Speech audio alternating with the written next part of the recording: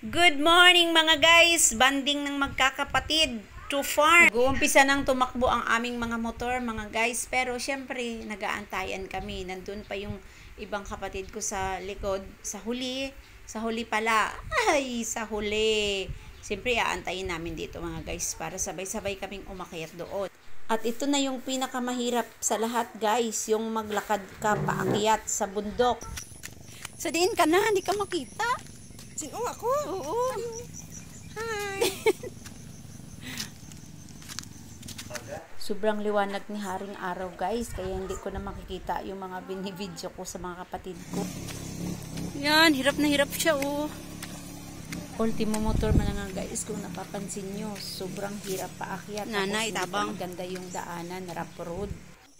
Ano na? Kaya pa? Bumaba kami sa motor guys kasi sobrang taas, hindi niya kaya.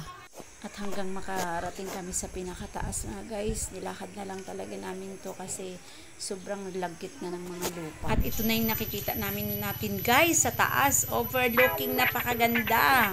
Woo! Napakaganda dito guys, sobrang ganda ng mga tanawin. Ayan, sarap-sarap magpatayo ng bahay dito. At nag-uumpisa na naman tayong maglakad pababa guys kasi nandun sa pinakababa yung aming farms.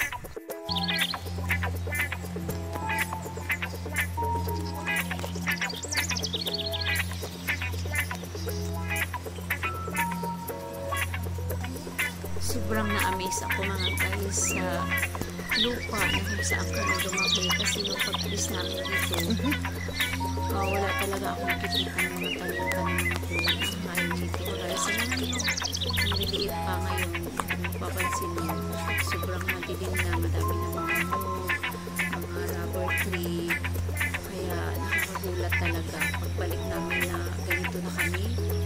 Sobrang napakalungkot kasi nung pagbalik namin wala na yung tatay namin, kaya kami na lang dito na kami lumaki sa lugar na to mga guys. Nakahukay pa ako ng... Ito na pala yung papaya namin ng ihalo ng lunggay. Dito na rin yung aming mga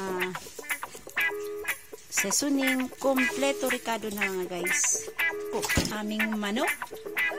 At habang nagluluto pa sila, ito naman ako, umiikot-ikot muna ako sa labas. Iba ko na naman mga kasamahan ito. Nag-aasikaso para sa aming buko salad. Diba ang saya lang guys.